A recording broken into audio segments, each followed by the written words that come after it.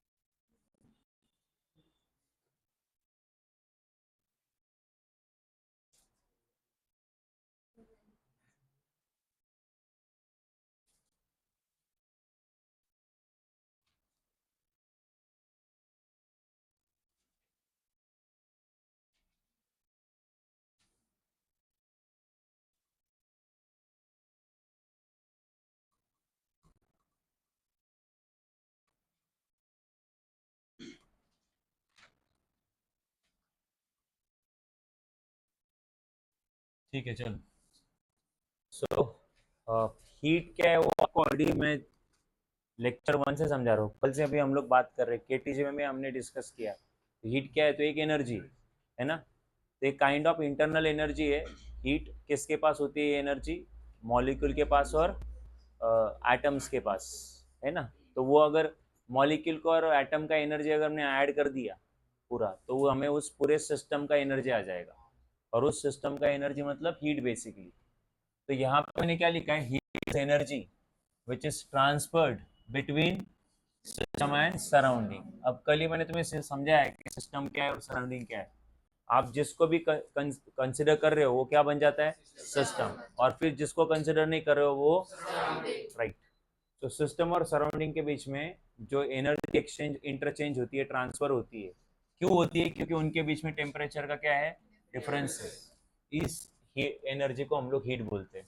ठीक है। तो अब आपको पता है हीट जो है एक तो सिस्टम से सराउंडिंग को दी जा सकती है, या सराउंडिंग से, कभी कभी सिस्टम भी सराउंडिंग को नहीं देता, सराउंडिंग भी सिस्टम को नहीं देता, ये भी पॉसिबल है। हाँ हाँ, दोनों का टेम्परेचर अगर इक्वल रहेगा तो ऐसा हो सकता है। तो ध्यान दो अभी यहाँ पे। सो ये हुआ तुम्हारा एक सिस्टम। सो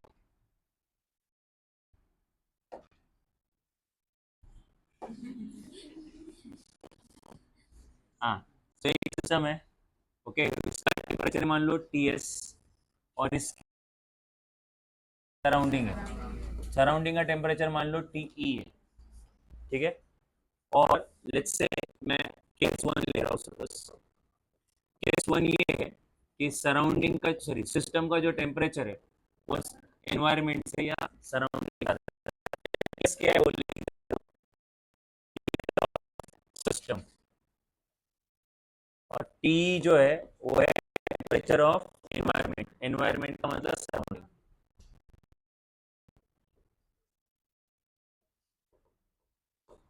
ठीक है। तो केस 1 ये है कि मान लो सिस्टम का टेम्परेचर ज्यादा है और एनवायरमेंट का टेम्परेचर कम है, तो ऐसे केस में क्या होगा, कौन किसको हीट देगा, सिस्टम हीट किसको देगा, सराउंडिंग को देगा।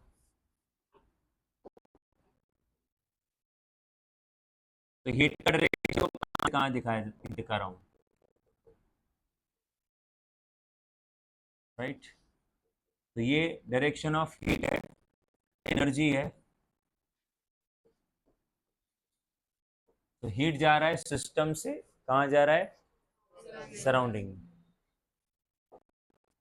यहाँ पे हमें एक साइन देना है, पॉजिटिव निगेटिव, वो मैं तुम्हें समझाता हूँ। ठीक है। सो वो पहले मुझे तीनों केसेस कवर करने दो, फिर मैं आता हूँ। फिर केस नंबर टू जिसमें मान लो सिस्टम का टेम्परेचर कम है और सराउंडिंग का टेम्परेचर ज़्यादा है। तो ऐसे केस में क्या होगा, अभी सिस्टम का टेम्परेचर कम है और सराउंडिंग का ज़्यादा है, तो हीट जो है वो सराउंडिंग से सिस्टम में आई। जैसे कि तुम लोग एसी वाले कमरे में गए, रहे नहीं, तो क्या होगा, अभी तुम्हारा टेम्परेचर एक मिनट, उल्टा उल्टा हो गया, राइट। अभी तुम्हारा टेम्परेचर, तुम एसी के रूम से बाहर चले गए, रहे नहीं, तो तुम्हारा खुद का टेम्परेचर एसी के रूम में थे इसलिए 20 मान लो। अब जैसे बाहर जाओगे, बाहर का टेम्परेचर 35 है, तो अभी एनवायरनमेंट का टेम्परेचर ज़्यादा है, तुम्हारा टेम्परेचर, तो अब तुम लोग हीट गेन करोगे किससे, एनवायरनमेंट से। तो अब जो हीट का जो डायरेक्शन है वो एनवायरनमेंट से सिस्टम की तरफ रहेगा।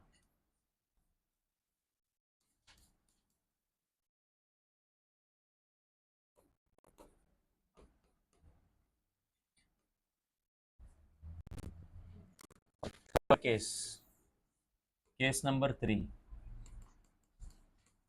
सो इसमें सिस्टम और एनवायरनमेंट का टेम्परेचर मैंने सेम लिया है, तो ये थर्मल इक्विलिब्रियम में रहेगा, मतलब कोई केस नहीं। Heat exchanged is 0।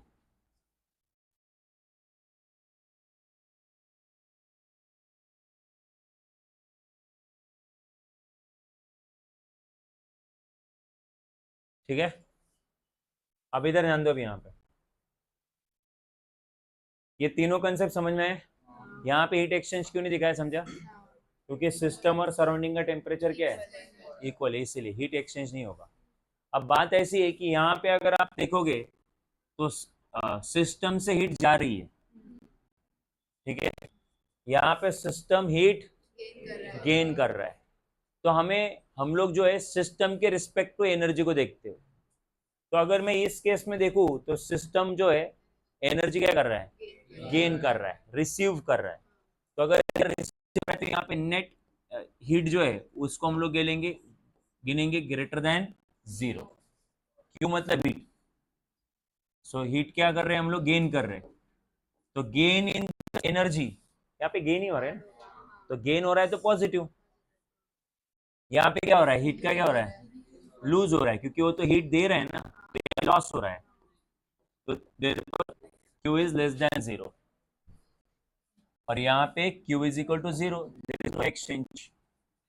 यहाँ पे गेन भी नहीं हो रहा है और लॉस भी नहीं हो रहा है। तो मैं नहीं, दिमाग में जा रहा है वापस से, यहाँ पे सिस्टम क्या कर रही है, एनर्जी गेन कर रही है, तो उसको पॉजिटिव से डिनोट करेंगे।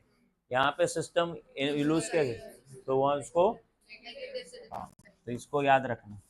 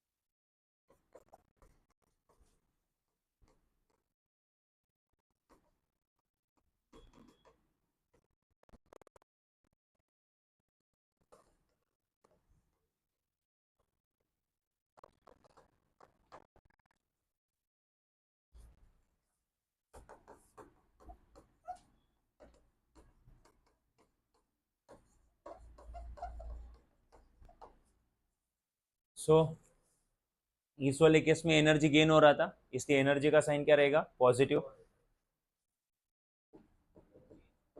साइन ऑफ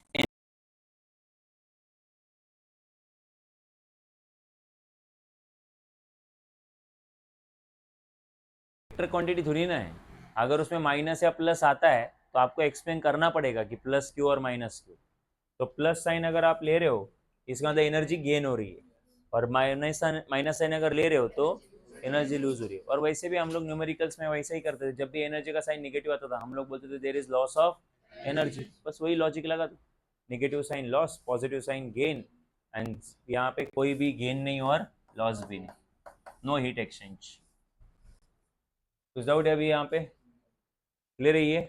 ओके, आपको ऑलरेडी पता था, ये काइंड ऑफ नॉलेज तो इसके बारे में ऑलरेडी था, बट अगर ये सेपरेटली पॉइंट है टेक्स्ट बुक में तो हमें सीखना पड़ा। डाउट है या नहीं है?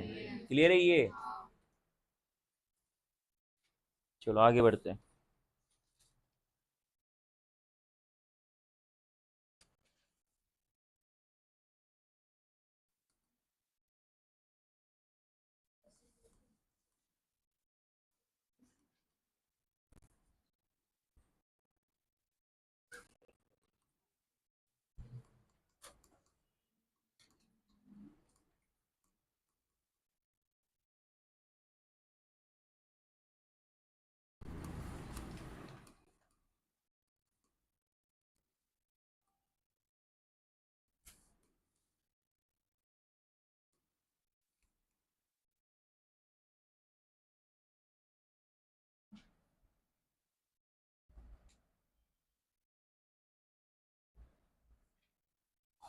लिखना क्या है? The energy possessed by each atom and molecule of a system is the internal energy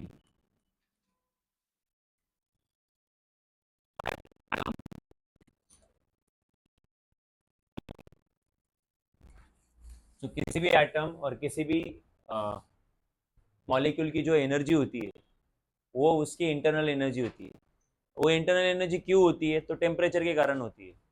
आप सब जानते हो एनर्जी कितनी होती है, 3/2 केबीटी मॉलिक्यूल की एनर्जी। तो अगर आपने एब्सोल्यूट टेम्परेचर जीरो कर दिया, एब्सोल्यूट बोल रहा हूँ 0 डिग्री सेल्सियस नहीं बोल रहा हूँ, 0 केल्विन बोल रहा हूँ, तो अगर ये केल्विन में जीरो कर दिया इसको तो एनर्जी भी कितनी हो जाएगी? तो मॉलिक्यूल के इंटरनल एनर्जी होती है वो उनके टेम्परेचर के कारण होती है। ठीक है, so atom molecule possess this energy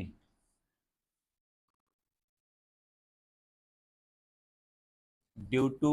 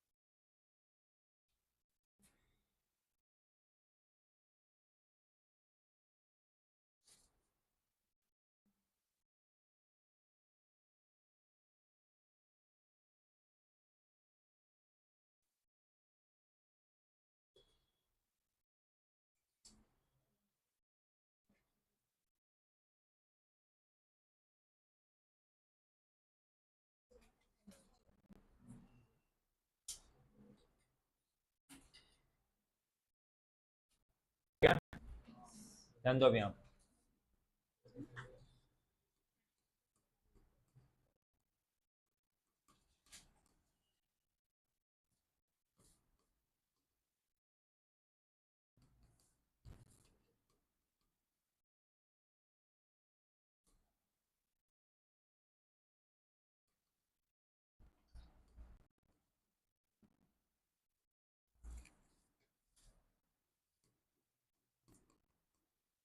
ठीक है, अब हम लोग सीखेंगे it is different ways of changing internal energy.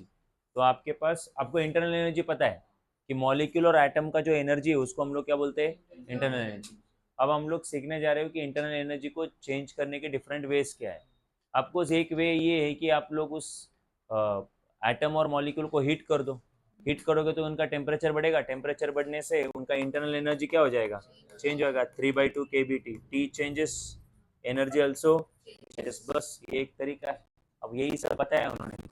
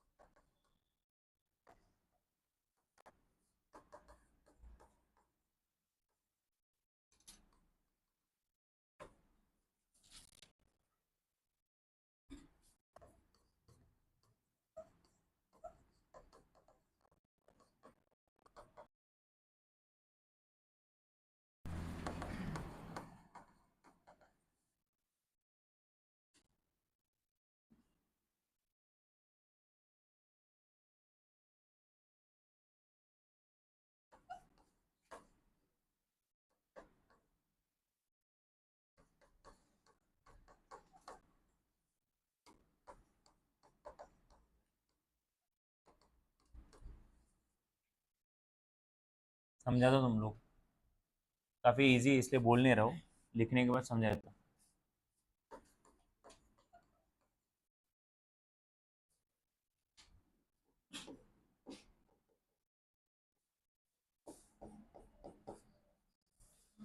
ठीक है, सो पहला एग्जांपल, आपने एक वेसल लिया, वेसल में गैस रखा और एक पिस्टन है। ये जो गैस है इसका टेम्परेचर कितना है, 100 डिग्री सेल्सियस। ठीक, और गैस का जो टेम्परेचर है वो TS है, क्योंकि गैस हमारा सिस्टम है। और फिर सिलेंडर के बाहर जो भी है वो हीट है, सराउंडिंग है, ठीक है, एनवायरनमेंट है। तो आपने क्या किया, ये इनिशियल स्टेट है, इनिशियली उस गैस का टेम्परेचर कितना था, 100 डिग्री सेल्सियस। फिर आपने एक लैंप लाया और लैंप इधर रखा, ठीक है, और वो उससे अभी हीट देना शुरू किया, राइट। हीट का सोर्स है वो, लैंप बोलने से अच्छा हीट का सोर्स। अब वो हीट का सोर्स है, तो अभी हीट का सोर्स है तो अभी उसके पास हीट तो ज़्यादा रहेगी ना।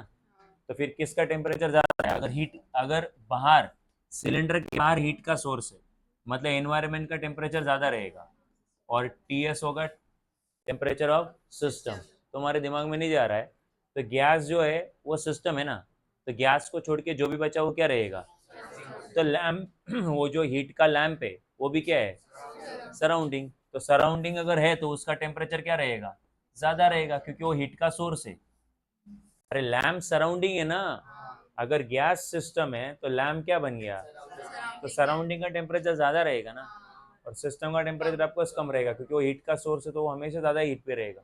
तो ये अपनी हीट इसको देगा, क्योंकि इसका टेम्परेचर कम है और इसका टेम्परेचर, और आपको पता है टेम्परेचर डिफरेंस के कारण सिस्टम में वो हीट गेन करेगा, और सिस्टम हीट गेन करेगा तो उसका टेम्परेचर बढ़ेगा, और टेम्परेचर बढ़ेगा तो इंटरनल एनर्जी भी बढ़ेगी। आपको पता है टेम्परेचर के बढ़ने से इंटरनल एनर्जी बढ़ती है। So this is one way to change the internal energy, right, बस हीट कर दो, वही मैं तो बोल रहा था। तो अगर आपने सिस्टम को हीट किया तो सिस्टम का इंटरनल एनर्जी क्या होती है, चेंज होती है। ये हुआ पहला वे चेंज करने का। अब आगे बढ़ते हैं।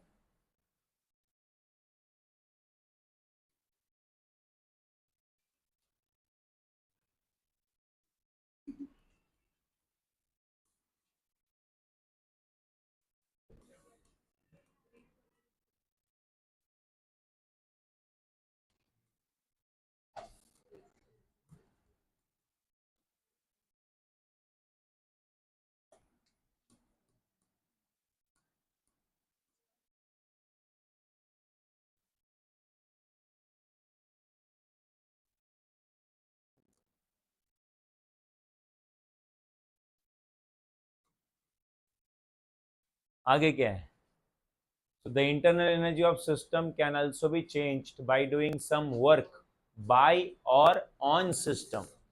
मतलब इंटरनल एनर्जी चेंज करने का एक और तरीका है, वर्क डन करो। कौन करेगा, एक तो वर्क डन करेंगे सिस्टम के ऊपर, तो हमने सिस्टम के ऊपर वर्क डन किया तो ये हुआ ऑन सिस्टम, या फिर सिस्टम ने खुद वर्क डन किया तो वो बाय सिस्टम रहेगा। तो ये तो तुम्हारे लिए पूरा लिख दो, तुम गधे हो।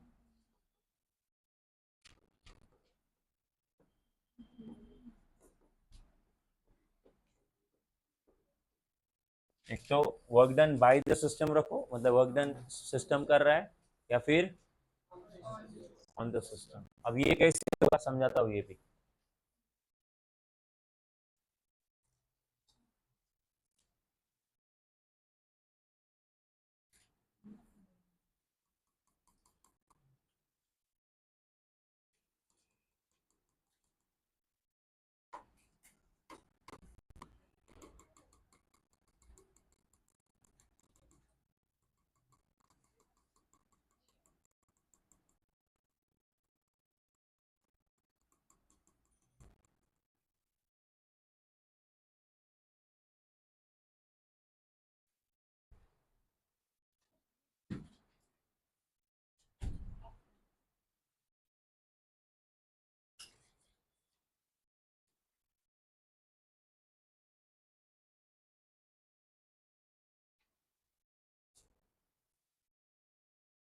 ठीक है, ध्यान दो अभी यहाँ पे।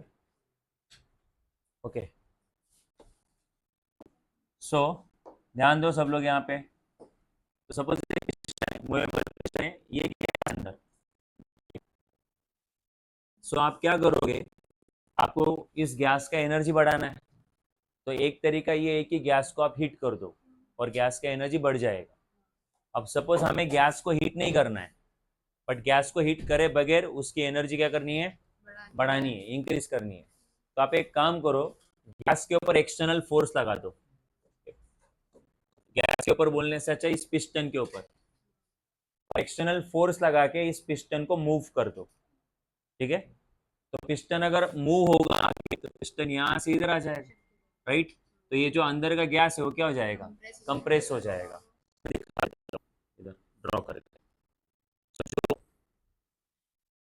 जो पिस्टन पहले यहाँ था, अब मैं उसी पिस्टन को यहाँ, तो गैस जो है क्या हो जाएगा, अभी ये कंप्रेस हो जाएगा। तो आपको करना क्या है, गैस के मॉलिक्यूल के बीच का डिस्टेंस पिछले बार से थोड़े कम दिखाना है।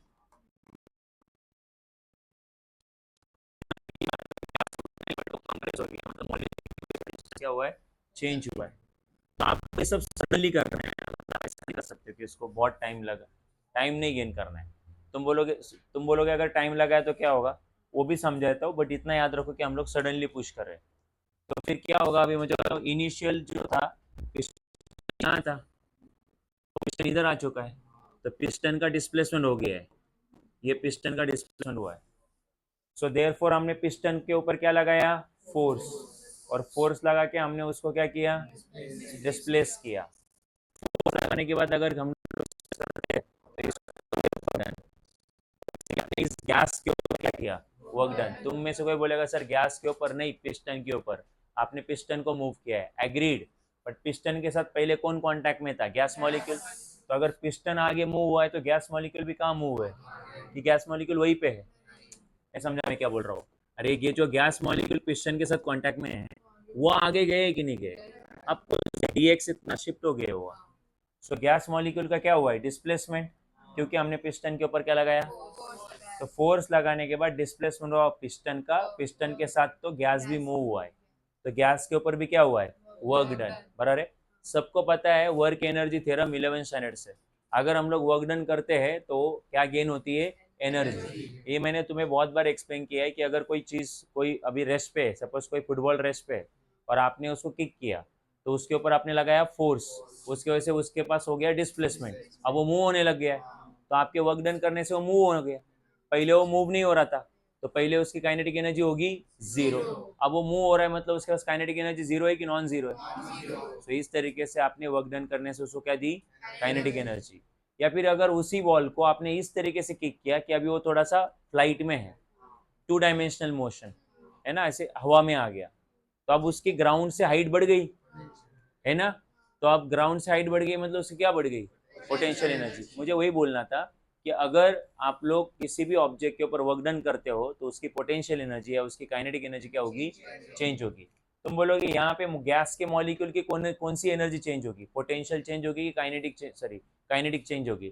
तो आपको पता है गैस के मॉलिक्यूल हमेशा रैंडम मोशन में होते हैं, तो उनके पास मोस्ट ऑफ द एनर्जी कौन सी होती है, काइनेटिक होती है, तो उनकी काइनेटिक एनर्जी क्या हो चुकी है, चेंज हो चुकी है। कैसे चेंज हुई, क्योंकि आपने उसके ऊपर क्या किया, वर्क डन किया, फोर्स लगा के उसको मूव किया, मतलब क्या, वर्क डन किया। फोर्स डिस्प्लेसमेंट को भूल जाओ, उसका फोर्स डिस्प्लेसमेंट का ही तो बाई प्रोडक्ट ही है ना, तो आप सीधा ये बोलो ना कि आपने क्या किया, और वर्क डन करने से हमेशा सिस्टम का क्या बढ़ता है, एनर्जी बढ़ता है, राइट। तो यहाँ पे गैस के पास क्या बढ़ गई होगी, तो अगर गैस की एनर्जी बढ़ी है तो उसका टेम्परेचर भी बढ़ा होगा, क्या बढ़ा होगा, क्योंकि गैस की एनर्जी उसके टेम्परेचर से आती है, तो अगर एनर्जी बढ़ानी है तो टेम्परेचर बढ़ाओ, ये तो हुआ एक तरीका। और दूसरा उल्टा बोलो, अगर एनर्जी बढ़ गई है तो क्या बढ़ गया होगा, टेम्परेचर बढ़ा होगा, तो इस बार हमारे गैस का टेम्परेचर बढ़ गया होगा। क्लियर है यहाँ तक, क्योंकि आपने क्या किया बोलो, वर्क डन। तो मैं ये वाला एग्जांपल लेता हूँ, तो consider enclosed immovable piston in a cylinder, which consists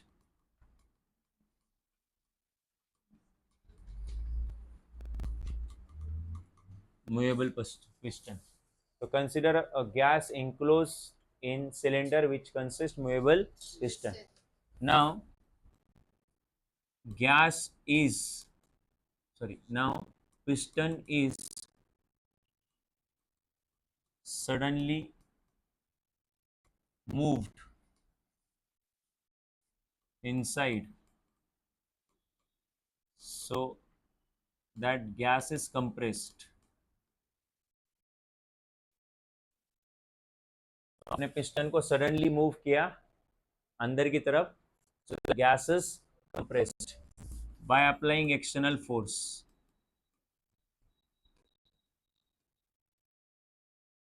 unbalanced force.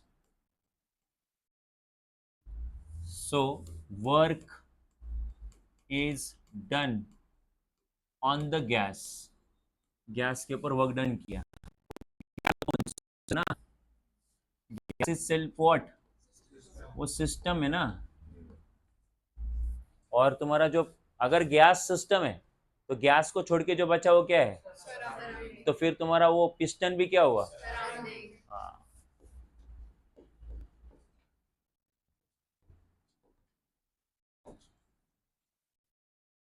तो वर्क ऑन द गैस, तो गैस के ऊपर वर्क डन किया है तो गैस क्या गेन करेगा फिर अभी, एनर्जी. so, 10 गैस मतलब सिस्टम गेन्स एनर्जी. और गेन एनर्जी, एनर्जी का गेन तो पॉजिटिव होता है, तो यहाँ पे Q इज ग्रेटर देन 0 होना चाहिए.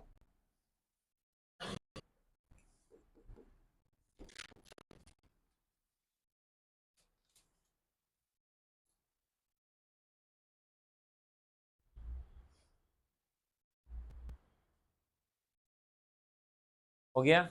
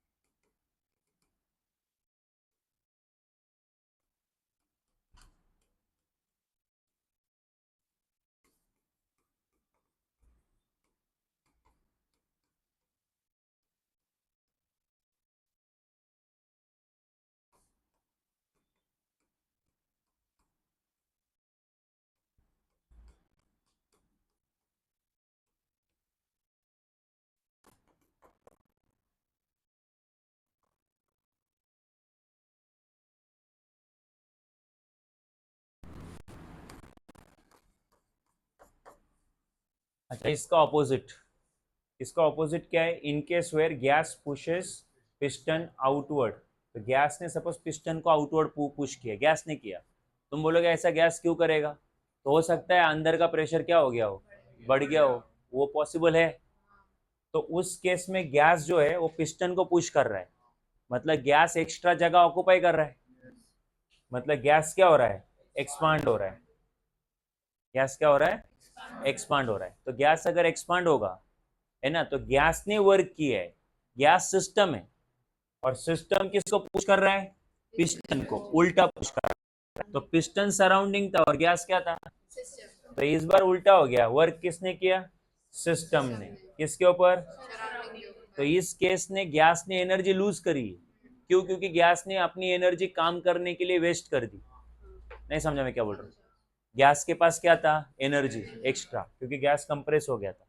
अब उसी गैस ने सडनली किसको पुश किया, पिस्टन को. फिर गैस मतलब सिस्टम, पिस्टन मतलब सराउंडिंग. तो इस बार सिस्टम ने सराउंडिंग के ऊपर वर्क किया है,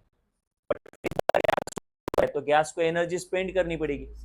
पिछली बार पिस्टन ने गैस के ऊपर वर्क किया था, तो पिस्टन ने गैस के ऊपर एनर्जी स्पेंड करी थी और वो एनर्जी गैस को मिली थी, इसलिए इस पिछली बार गैस ने एनर्जी क्या करी थी, चेंज करी थी.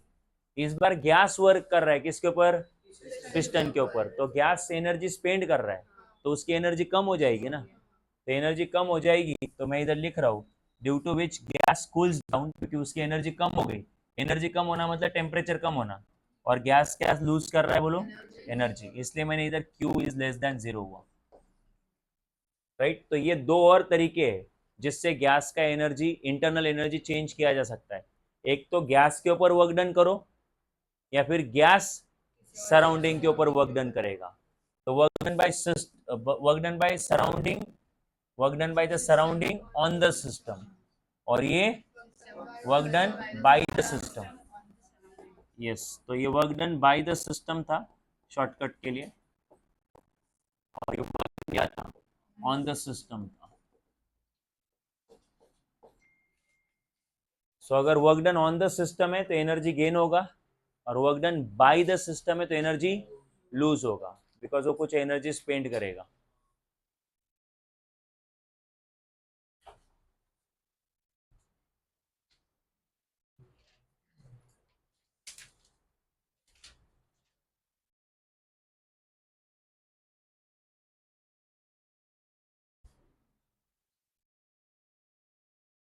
फ्लो हुआ? तो तुमको एग्जाम में आएगा, what are the different ways by which energy of system can be changed? Internal energy change करने के डिफरेंट डिफरेंट तरीके क्या है? तो तुम लोग क्या बताओगे?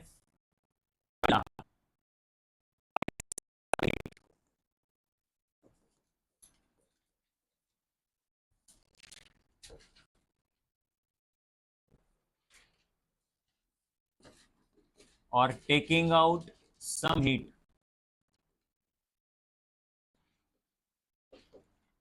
From system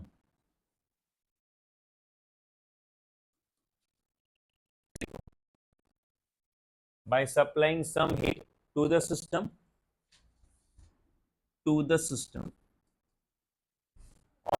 some heat from the system। ये हुआ पहला तरीका, हीट देना उसको या हीट लेना। हीट दोगे तो उसका इंटरनल एनर्जी बढ़ेगा, और हीट निकाल लोगे तो इंटरनल एनर्जी कम हो जाएगा। तुम बोलोगे गैस से हीट कैसे ले सकते हैं? सिंपल है, उस गैस को ऐसी जगह पे लेके जाओ जहां पे टेम्परेचर गैस के टेम्परेचर से कम हो। नहीं समझा मैं क्या बोल रहा हूँ? बाहर की एयर को अगर इस क्लासरूम के अंदर लाया जाए तो बाहर की एयर का टेम्परेचर क्या है? ज्यादा है, क्लासरूम का टेम्परेचर कम है, तो वो एयर अपने आप ही लूज एनर्जी क्या करेगी? लूज करेगी। तो आपको कुछ एक्स्ट्रा काम करने की जरूरत नहीं है। तो एक तो सिस्टम को हीट दो या सिस्टम में से हीट ले लो, ये दोनों तरीके से आप लोग उसका इंटरनल एनर्जी क्या कर सकते हो? चेंज कर सकते हो। और दूसरा तरीका क्या है? दूसरा तरीका by doing some work system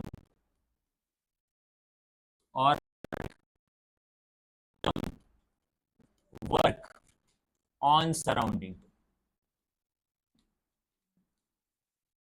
सो दूसरा तरीका क्या है? एक तो सिस्टम के ऊपर वर्क करो या सिस्टम को वर्क करने दो, किसके ऊपर? सराउंडिंग के ऊपर। तो ये भी एक तरीका है जिससे आप लोग इंटरनल एनर्जी क्या कर सकते हो? चेंज कर सकते हो। ठीक है। अच्छा, हीट दिया मतलब सिस्टम का एनर्जी बढ़ा दिया, हीट निकालना मतलब सिस्टम का एनर्जी कम करना, सिस्टम के ऊपर वर्क डन करना मतलब सिस्टम का एनर्जी बढ़ा देना, और सिस्टम ने सराउंडिंग के ऊपर वर्क करना। तो एक सिस्टम तो एनर्जी स्पेंड कर रहा है, तो सिस्टम का एनर्जी क्या हो जाएगा? जैसे कि तुमको कुछ काम बता दिया, तो तुम सिस्टम में मान लो तुम काम कर रहे हो सराउंडिंग के ऊपर, अब तुम थक जाओगे ना, तो सिस्टम क्या कर रहा है? एनर्जी लूज कर रहा है, किसको? सराउंडिंग को। तो तुम थक जाओगे तो तुम्हारा एनर्जी कम हो जाएगा। तो ये वो दो तरीके हैं। हाँ, ये दो तरीके। अच्छा, ये जो वर्क है वो सडनली होना चाहिए। अब तुम बोलोगे ये सडन क्यों हुआ है, ऐसा ऐसा क्यों लिखा है कि मतलब सडनली क्यों मूव करना है?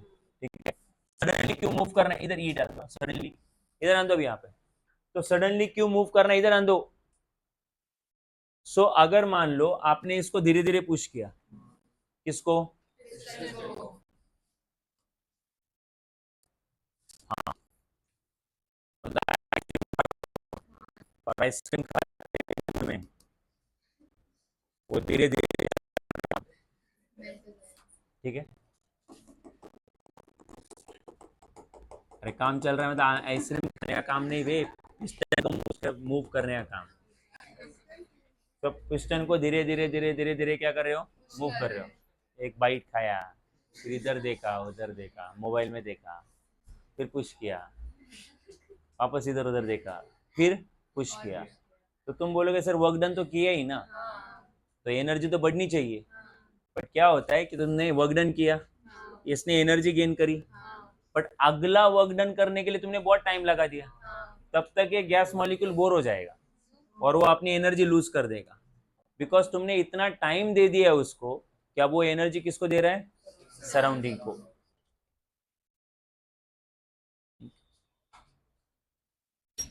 ओके सो ध्यान दो अब यहाँ पे, तो आप पिस्टन को कैसे पुश कर रहे हो, स्लोली। तो जितना भी थोड़ा वर्क डन आप कर रहे हो, स्लोली पुश कर रहे हो तो वर्क डन भी स्मॉल रहेगा, तो इसकी जो एनर्जी इंक्रीज होगी वो भी स्मॉल रहेगी। बट अभी जो इंक्रीज एनर्जी हो रही है, आप लोग सडनली वर्क नहीं कर रहे हो ना, उस जितना एनर्जी उसने गेन किया उतना उसको वापस देने के क्या मिल रहा है, टाइम मिल रहा है। तो आपको उसको टाइम नहीं देने का है, तो टाइम नहीं देना है तो आपको इसको कैसे पुश करना चाहिए, हाँ बहुत कम टाइम में या बहुत कम टाइम इंटरवल में या सडनली इसको क्या करना है, आपको पुश करना है, पुश इनसाइड, राइट। और फिर इस गैस को अभी क्या नहीं मिलेगा, जो एनर्जी गेन हुई है उसको लूज करने के लिए टाइम, तो तभी उसकी एनर्जी क्या हो जाएगी, चेंज हो जाएगी।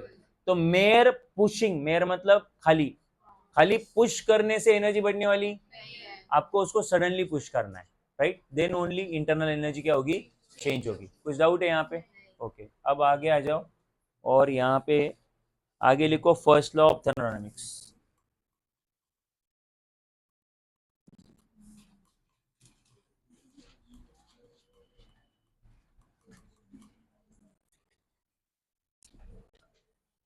फर्स्ट लॉ ऑफ थर्मोडायनामिक्स ध्यान दो अभी यहाँ पे।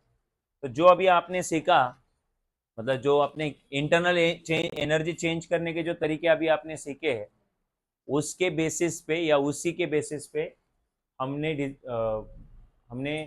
फर्स्ट लॉ ऑफ थर्मोडायनामिक्स को डिजाइन किया, या फिर उसी के बेस के ऊपर ये लॉ बेस्ड है, उसी लॉजिक के ऊपर। तो वैसे ये लॉ क्या है, थर्मोडायनामिक फर्स्ट लॉ क्या है, तो तुम्हें लॉ डायरेक्टली बताया था क्योंकि तुमको ऑलरेडी पता है, केटीजी चैप्टर से लॉ आपको पता है, डिस्कस करेंगे हम लोग। बट एनीवेज आप याद करो, हमने ऐसा कुछ एक बार डिस्कस किया था, मेरे हिसाब से मेयर्स रिलेशन में डिस्कस किया था, और वो भी molar specific heat capacity at constant pressure के टाइम पे डिस्कस किया था। तो हमने ये डिस्कस किया था कि मान लो डी क्यू इतना हीट अगर हम लोग दे रहे गैस को, तो ये जो हीट है वो दो बेसिकली दो पार्ट में, ये हीट कुछ दो पार्ट में डिवाइड हो जाती है, या फिर ये जो हीट है वो क्या मैं बोलूँ इसको, इसका जो सेग्रीगेशन है वो दो टाइप में है।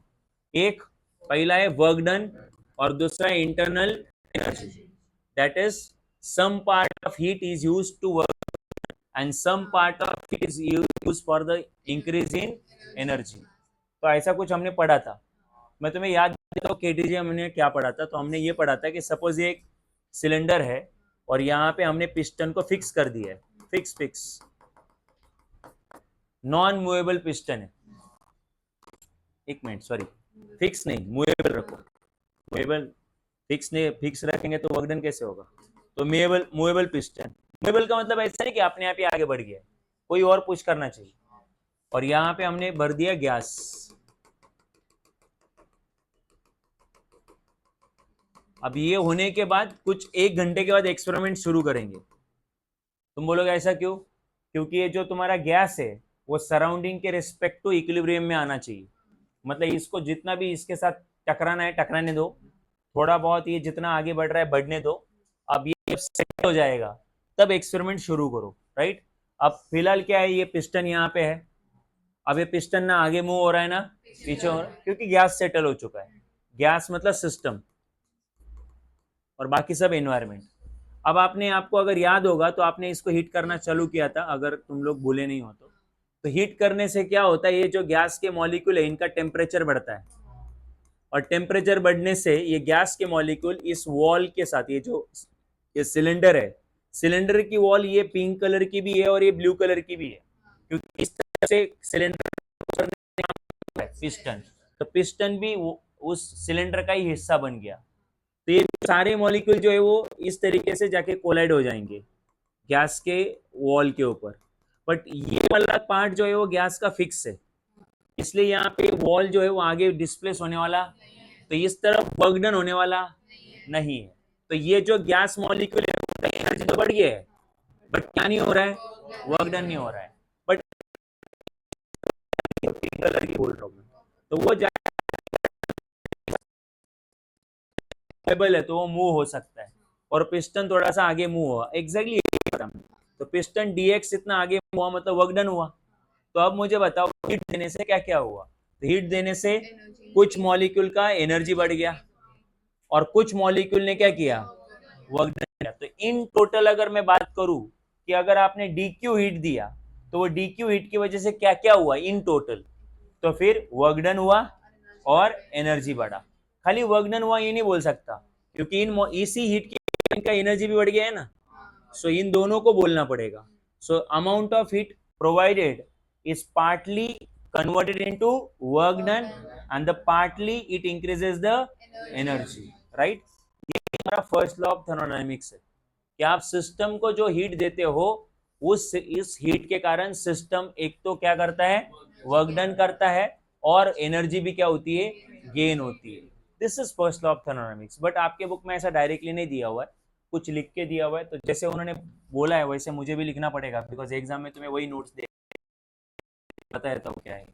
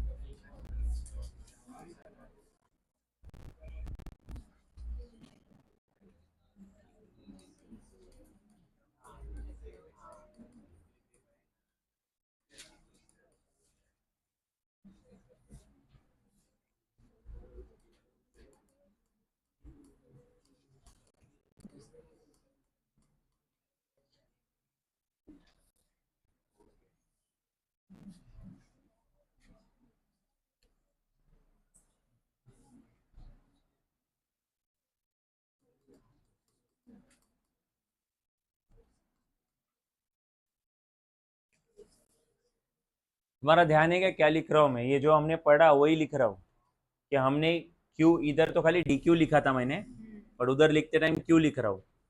तो क्यू इतना हीट हमने क्या किया, ऐड किया, राइट, सिस्टम में। तो उसके वजह से क्या हुआ, एनर्जी बढ़ गया। केटीजी चैप्टर में एनर्जी का सिंबल ई था या टी डी था, यहाँ पे एनर्जी का सिंबल यू है, यू, हाँ यू। और एनर्जी चेंज हो रही है कि एनर्जी चेंज हो रही है कि कांस्टेंट है, क्योंकि आप लोग हीट ऐड कर रहे हो। तो उसके लिए सिंबल क्या रहेगा, डेल्टा यू, डेल्टा। तो अब बताओ क्यू हीट ऐड करने से एनर्जी क्या हो रही है, चेंज हो रही है, और कुछ एनर्जी वर्क डन में कन्वर्ट हो रही है। बट वर्क डन में कन्वर्ट होना मतलब वर्क डन में लॉस होना। तुम बोलो लॉस क्यों, पिस्टन पिस्टन अंदर की तरफ पुश हुआ है कि पिस्टन बाहर की तरफ पुश, तो वर्क डन गैस के ऊपर हुआ है कि गैस ने किया है। तो गैस वर्क करेगा तो गैस एनर्जी लूज करेगा ना। तो क्यों इतनी हीट दी, तो उसमें से उस क्यू हीट में से मान लो 10 जूल इतनी हीट हमने दी, तो 10 जूल में से मान लो 4 जूल इतनी हीट जो है वो इंटरनल एनर्जी बढ़ा देती है, और बची हुई 6 जूल जो है वो लूज हो जाती है किसमें, वर्क डन में।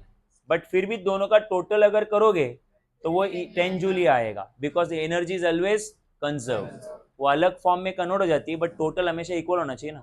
अभी भी नहीं समझा, वापस बोलो, कितना एनर्जी प्रोवाइड किया था, 10 जूल। उसमें से 4 जूल गैस का क्या चेंज हुआ, इंटरनल एनर्जी। तो चेंज इन इंटरनल एनर्जी को क्या बोलेंगे, तो बचा हुआ किस में कन्वर्ट हुआ, बट उसको मैं लॉस ऑफ एनर्जी बोलूंगा, बिकॉज वो जो वर्क डन है वो गैस ने सराउंडिंग के ऊपर किया है, तो वो तो लॉस हुआ है ना। तो वही लिख रहा हूँ यहाँ पे।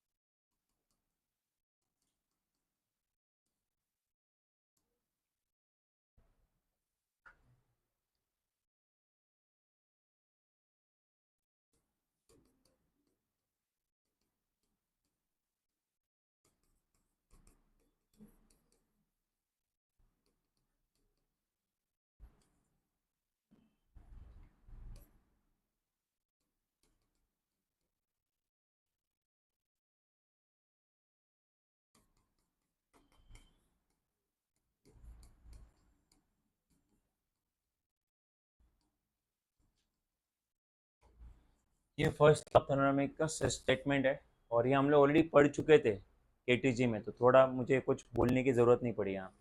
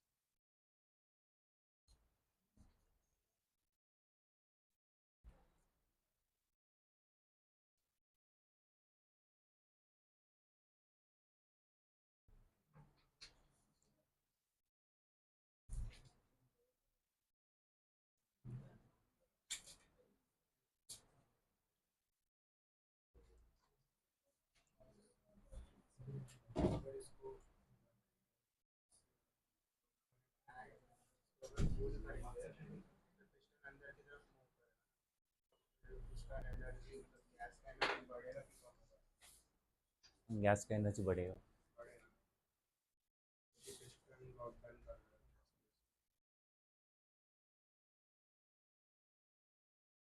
अगर लेट्स से तूने फुटबॉल को किक किया हवा में, तो एनर्जी तेरा बढ़ेगा कि फुटबॉल का बढ़ेगा?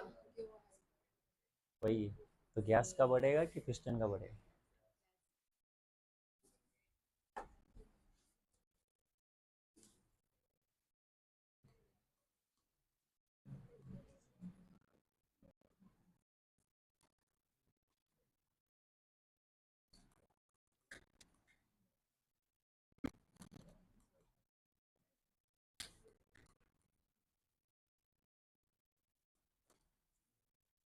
ध्यान देते रहो यहाँ पे।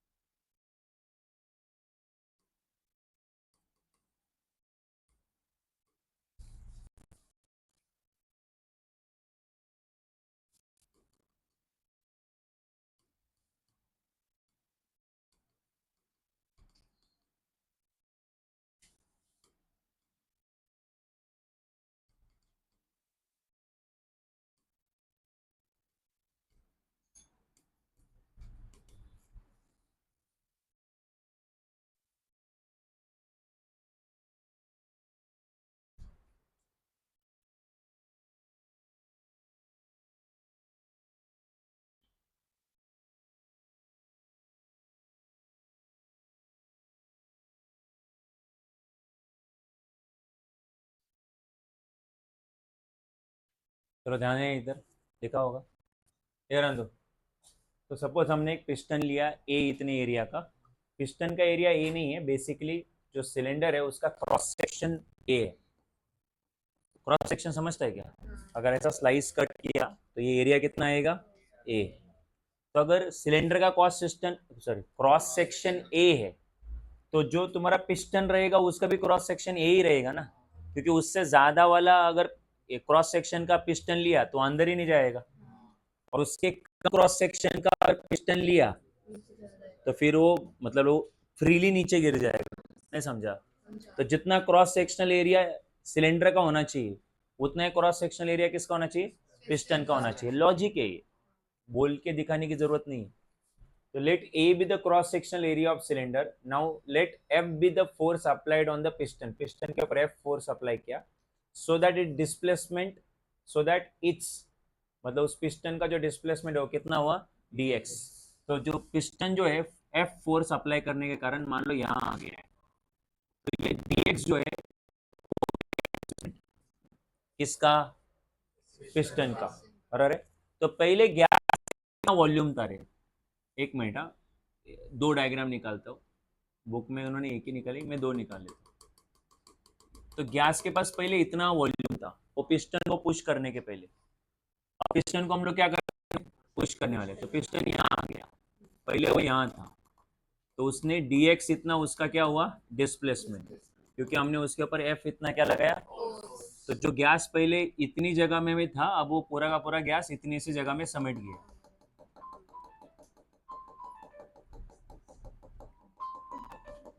कौन नींद से उठता है भाई इस टाइम? कौन बड़ा आदमी, आ जाओ।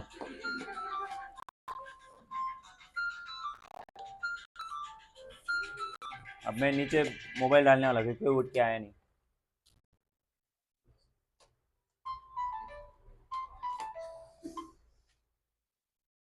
यही था क्या? हाँ यही था। ओके, सो ये रहने दो। तो पिस्टन को हमने क्या किया? पुश किया। कितना डिस्प्लेसमेंट हुआ उसका? सो बेसिकली वर्क डन हुआ। तो वर्क डन कितना हुआ? तो वर्क डन का फॉर्मूला है that is work done is equal to force into. तो तुम्हें पता है कि जब गैस के ऊपर वर्क डन होता है तो उसकी प्रेशर, वॉल्यूम, ये सारी चीजें क्या होती है? चेंज होती है। तो गैस का वर्क डन ना हमेशा प्रेशर, वॉल्यूम और पॉसिबल है तो टेम्परेचर, इन सब में दिखना चाहिए। नहीं समझा मैं क्या बोल रहा हूँ? दोबारा, ये स्टेटमेंट बड़ा इंपॉर्टेंट है। जब भी गैस के ऊपर वर्क डन करते हो तो उसका प्रेशर या उसका वॉल्यूम, उसका टेम्परेचर, ये उसके जो पैरामीटर्स है वो क्या हो जाते हैं? चेंज हो जाते हैं। तो इसलिए जो वर्क डन है, आल्दो वो फोर्स और डिस्प्लेसमेंट में हम लोग ऐसे दिखा सकते हैं, बट मैं तुम्हें एडवाइस करूंगा कि वर्क डन जो है वो प्रेशर, वॉल्यूम में दिखा दो, क्योंकि वो ज्यादा विजिबल पैरामीटर्स है। मतलब अगर गैस में आपको कुछ चेंज होते हुए दिखेगा जल्दी से, तो क्या चेंज होते दिखेगा? प्रेशर, वॉल्यूम, ये सब चेंज होते हुए जल्दी दिखेगा। तो गैस के रिलेटेड जो भी फॉर्मूले है वो उसी में होने चाहिए। तो मैं वर्क डन का फॉर्मूला यहाँ पे छोड़ सकता हूँ, बट ऑफकोर्स ये गैस के ऊपर हो रहा है, इसलिए मैं इसको थोड़ा आगे बढ़ा रहा हूँ। कैसे? सबको पता है कि pressure of gas is equal to force applied on gas per unit area, cross sectional area of that cylinder. तो फिर एरिया इधर डिवाइड, इधर गया तो मल्टीप्लाई, तो pressure into area is equal to क्या आएगा? फोर्स। तो वर्क डन के जगह पे पुटअप करेंगे प्रेशर के, फोर्स के जगह पे प्रेशर इंटू एरिया, और बाजू में क्या है? dx। अरे इसमें पुटअप कर दिया, क्लियर है क्या?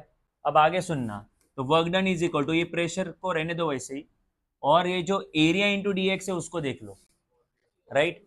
सो ये क्या, ये देखो इधर देखो, ये क्या था? Area, cross sectional area. ये क्रॉस सेक्शनल एरिया है तुम्हारे पिस्टन का या फिर सिलेंडर का, और ये जो dx वॉल्यूम, सॉरी dx है। तो एरिया इंटू dx क्या होता है? तो सबको पता है एरिया इंटू dx वॉल्यूम होता है, और नहीं समझता है तो एरिया मीटर स्क्वायर है, डिस्प्लेसमेंट मीटर है, तो मीटर स्क्वायर इंटू मीटर क्या होता है? Metre cube. तो ये तो वॉल्यूम है, बट ये वो वॉल्यूम है जो चेंज हुआ है, क्योंकि पहले ये वॉल्यूम, पहले टोटल वॉल्यूम इतना था, अब इतने अमाउंट से वॉल्यूम क्या हुआ है? चेंज हुआ है, राइट? Change in volume. तो एरिया इंटू dx तो चेंज इन वॉल्यूम। तो work done is equal to कितना आया बोलो? P into dv। P stands for the pressure and dv stands for change in volume।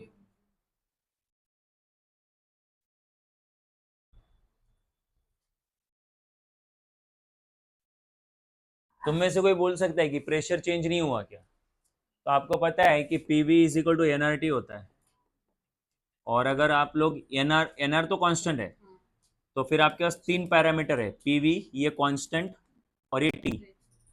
सो अगर मैं प्रेशर को change करूँ और वॉल्यूम को भी चेंज करूँ, तो फिर ये दोनों तो एक दूसरे को इन्वर्सली प्रोपोर्शनल होते हैं, तो एक बढ़ेगा दूसरा, उस चक्कर में टेम्परेचर कांस्टेंट रह जाएगा। बट हमें टेम्परेचर को कांस्टेंट नहीं रखना है, क्योंकि टेम्परेचर कांस्टेंट रहेगा तो इंटरनल एनर्जी चेंज नहीं होगी। इंटरनल एनर्जी का फॉर्मूला क्या होता है? 3/2 केबीटी। तो अगर तुमको इंटरनल एनर्जी चेंज करनी है तो क्या चेंज होना जरूरी है? और टेम्परेचर एक तो प्रेशर के रिस्पेक्ट टू चेंज होता है या फिर वॉल्यूम के रिस्पेक्ट टू। तो यहाँ पे कौन चेंज हो रहा है? वॉल्यूम चेंज हो रहा है। तो वॉल्यूम के चेंज होने से कौन चेंज हो रहा है? तो फिर प्रेशर कांस्टेंट रहेगा। और वॉल्यूम के चेंज होने से टेम्परेचर चेंज हो रहा है, और टेम्परेचर के चेंज होने से कौन चेंज हो रहा है? एनर्जी। एनर्जी चेंज हो रही है। तो ये प्रेशर एज इट इज रहेगा, पी रहेगा।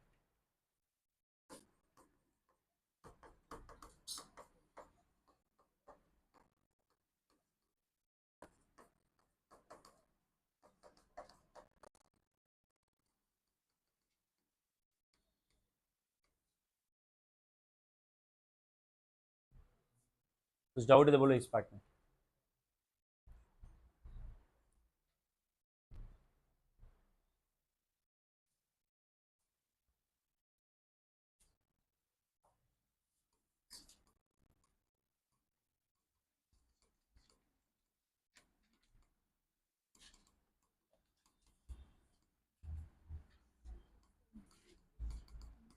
चलो ठीक है, यहाँ तक समझा ना? कुछ डाउट नहीं है ना? ओके। तो अब हम लोग ये जो इधर आन दो, हमने जो फोर्स लगाया हुआ है वो तो कंटिन्यूअसली एप्लीकेबल है। तो अगर हमने कंटिन्यूअसली फोर्स लगाया है तो डिस्प्लेसमेंट इतना ही होगा कि डिस्प्लेसमेंट और भी होगा? हमने इतना ही, हम लोगों ने तुम बोलोगे अगर और भी डिस्प्लेसमेंट होगा और भी वर्क डन होगा, तो हमने इतना ही मतलब यहीं पे क्यों कैलकुलेशन करके खत्म किया? क्योंकि हमारे पास जो वर्क डन है ना, अगर तुम लोग 11th में हमने वर्क वर्क डन का अगर या वर्क एनर्जी थ्योरम के पहले अगर कंसेप्ट समझा है तुमको, लॉज ऑफ मोशन की बात कर रहा हूँ, वर्क डन का फॉर्मूला होता है फोर्स इनटू डिस्प्लेसमेंट। ये वाला फॉर्मूला लार्ज डिस्प्लेसमेंट के लिए ये वर्क डन का फॉर्मूला ये नहीं है, मतलब एप्लीकेबल नहीं है। जैसे मान लो वो डिस्प्लेसमेंट इनफाइनाइट हो गया, कितना हो गया? तो इनफाइनाइट डिस्प्लेसमेंट हुआ तो इनफाइनाइट हो जाएगा। तो फोर्स इनटू इनफाइनाइट ये क्या हो जाएगा? इनफाइनाइट, बेसिकली नॉट डिफाइंड, क्योंकि ये नंबर में नॉट डिफाइंड होता है।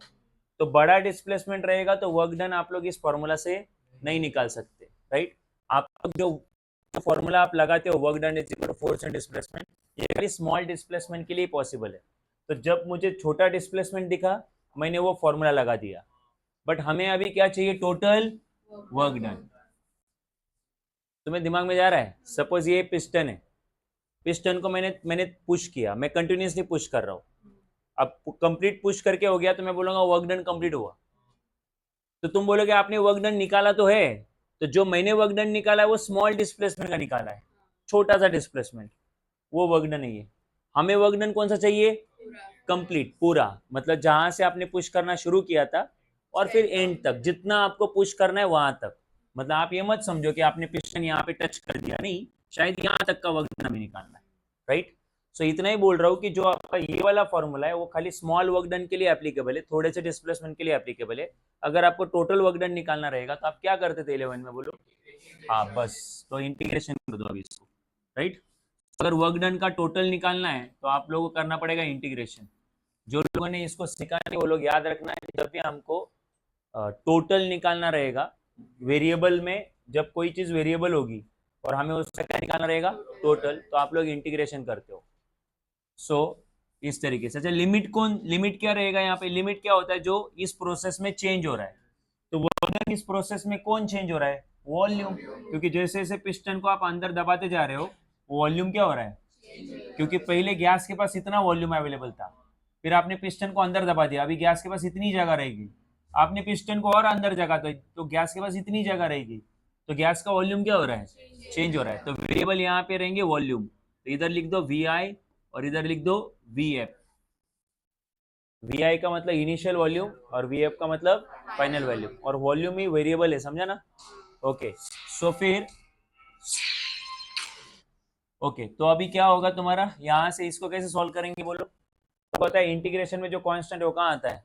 बाहर, तो प्रेशर बाहर आ जाएगा, और ये वी आई से ये वी एफ, और अंदर क्या रहेगा? D we.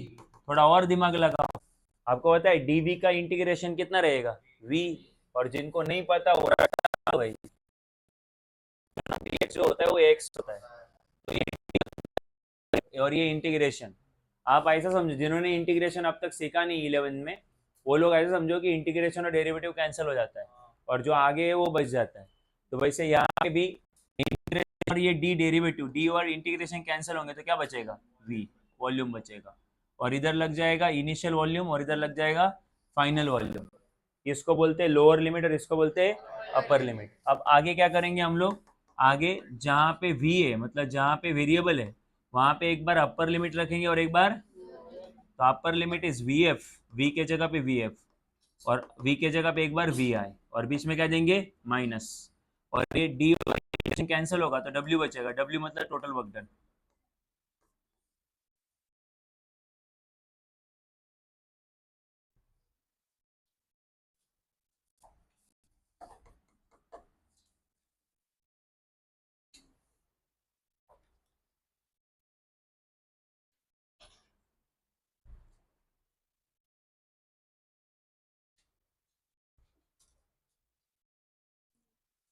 बोलो ये डेरिवेशन में डाउट क्या है?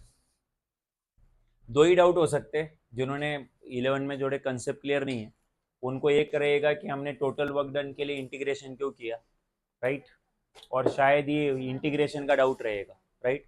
तो छोटा सा डिस्कशन कर लेते हैं और देन फिर रुकते हैं अभी हम लोग यहाँ पे। तो मुझे बताओ, ये वेसल है, वेसल में ये क्या लगा हुआ है, पिस्टन, पिस्टन के इधर क्या है, गैस भरा हुआ है, सिस्टम है वो, हमने उसको एफ फोर्स इतना लगा के इस पिस्टन को क्या किया, मूव किया। हमें पता है पिस्टन को मूव करने से पिस्टन का डिस्प्लेसमेंट होता है, जहां डिस्प्लेसमेंट इन्वॉल्व है उधर होता है वर्क डन।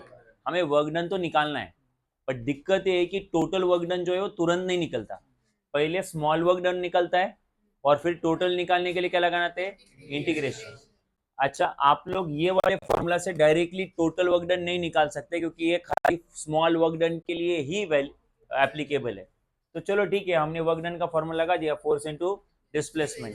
फोर्स का फॉर्मूला है, सॉरी प्रेशर का फॉर्मूला है फोर्स अपॉन एरिया। अच्छा ये क्यों, क्योंकि फोर्स का दूसरा फॉर्मूला है मास इनटू एक्सेलरेशन, तो मैंने वो क्यों नहीं पुटअप किया। तो मैंने तुम्हें 2 मिनट पहले पढ़ाया कि वर्क डन गैस के ऊपर हो रहा है, तो जो वर्क डन का फॉर्मूला है या फिर फाइनल जो फॉर्मूला है वो वॉल्यूम, टेम्परेचर, प्रेशर इन सब में दिखना चाहिए, बिकॉज ये सब पैरामीटर है, कैरेक्टरिस्टिक है किसकी, गैस की। अब गैस के बारे में बात करोगे तो क्या गैस का मास एक्सेलरेशन के बारे में बात करोगे क्या, नहीं, पॉसिबल नहीं, क्योंकि गैस के मॉलिक्यूल हमेशा मूव होते रहते हैं, तो फिर रैंडम मोशन में तो एक्सेलरेशन बोलना तो बड़ा डिफिकल्ट हो जाएगा। तो फिर हम लोग जनरली गैस के बारे में क्या बोलते हैं, प्रेशर, टेम्परेचर, वॉल्यूम, ये सब बताते हैं गैस का। तुम जब भी न्यूमेरिकल सॉल्व करते हो यही करते हो। तो वो सब लाने के लिए मैंने क्या किया, फोर्स, प्रेशर का फॉर्मूला लिया, फोर्स अपॉन एरिया, एरिया इधर आया, force is equal to pressure into area, वो फोर्स की जगह पे पुटअप कर दिया। एरिया इंटू डीएक्स आपको पता है change in volume, not only volume, change in volume, क्योंकि उतने अमाउंट से वॉल्यूम क्या हुआ है, चेंज हुआ है। पहले इतना वॉल्यूम होता था, अभी वो इतना ही हुआ है, तो इतना वॉल्यूम कम हो गया ना, कम हो गया मतलब चेंज हुआ, तो एरिया इंटू डीएक्स जो है वो चेंज इन वॉल्यूम है। तो ये आया वर्क डन का फॉर्मूला, बट ये work done small work done है, ये DW से दिख जाता है, हमें टोटल वर्क डन चाहिए था। तो टोटल वर्क डन के लिए हम लोग क्या लगाते हैं, इंटीग्रेशन, चलो हो गया। अच्छा, इंटीग्रेशन में लिमिट देने पड़ते हैं, लिमिट वो होते हैं जो वेरी हो रहा है, हमें होता है वेरी कौन हो रहा है, वॉल्यूम, क्योंकि जैसे जैसे पिस्टन आगे आ गया वॉल्यूम क्या हो जाएगा, चेंज हो जाएगा। तो ये वी आई हो गया इनिशियल वॉल्यूम, वी एफ होगा फाइनल वॉल्यूम। इंटीग्रेशन में कांस्टेंट बाहर आता है, इंटीग्रेशन और डी कैंसिल हुआ, क्या बचा वी, और फिर इंटीग्रेशन हो गया तो ये हुआ लोअर लिमिट और ये हुआ अपर लिमिट। आपको पता है वेरिएबल के जगह पे एक बार अपर लिमिट डालते हैं और एक बार लोअर लिमिट डालते हैं, तो ये वी के जगह पे एक बार वी एफ और एक बार वी आई, और बाकी सब तो ठीक है, क्लियर है यहाँ तक। चलो ठीक है, रिमेनिंग पार्ट नेक्स्ट सेक्शन में कवर कर लेंगे।